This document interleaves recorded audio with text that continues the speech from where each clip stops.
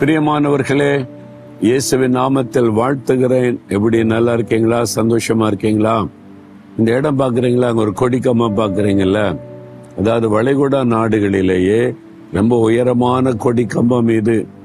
இது ஒமான் தேசத்துல இந்த அரசாங்கம் மஸ்கட் பட்டணத்துல இதை அமைச்சிருக்கிறாங்க. இது சுற்றில அழகான கார்டன் அமைச்சிருக்கிறாங்க.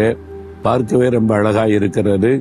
அந்த பக்கம் பாத்தீங்கன்னா ஒரு பெரிய மெயின் ரோடு, எப்பவும் கார்கள் போய் வந்து கொண்டே இருக்கிறதை பார்க்க முடியும்.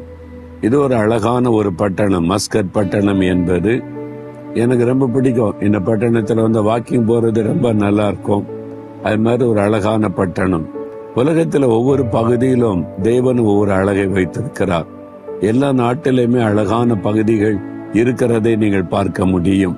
மனிதர்களுக்கு ஞானம் கொடுத்து அதை அழகுபடுத்துகிற கிருபைகளை ஆண்டவர் தருகிறார். நாமும் கூட தேவன் கொடுத்த ஞானத்தினால நம்முடைய வீட்டை, நம்ம இருக்கிற இடத்தை அழகுபடுத்தி வைத்துக் கொள்ளணும். பார்க்கறதுக்கு ஒரு மன ரம்யமாய் இருக்கணும். சுத்தமா, அழகாய், நேர்த்தியாய் சில செடிகள், மரங்களை எல்லாம் வளர்த்து நாம் அதை உருவாக்கி கொள்ளணும். தேவன் அந்த ஞானம், அந்த பலனை தந்திருக்கிறார்ல, நாமும் அதை செய்யணும்.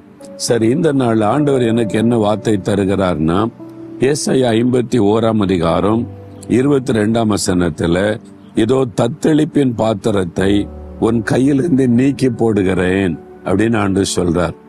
ஏதோ ஒரு காரியம் தத்தளித்து கொண்டே இருக்கிறீங்க, மனசு அப்படியே தத்தளிக்குது, என்ன பண்ணன்னு தெரியல, படபடன்னு இருக்குது. அதை நினைச்சாலே மனசுல அப்படியே ஒரு குழப்பமா அப்படி காணப்படுது. ஒரு தத்தளிப்பு உள்ளத்துல, ஒரு அமைதி இல்லை. அப்படியே ஒரு பாத்திரத்துல தண்ணி வச்சின்னு வைங்களேன், அப்படி அமைதியா இருந்தா தெளிந்த அமைதியா இருக்கும்.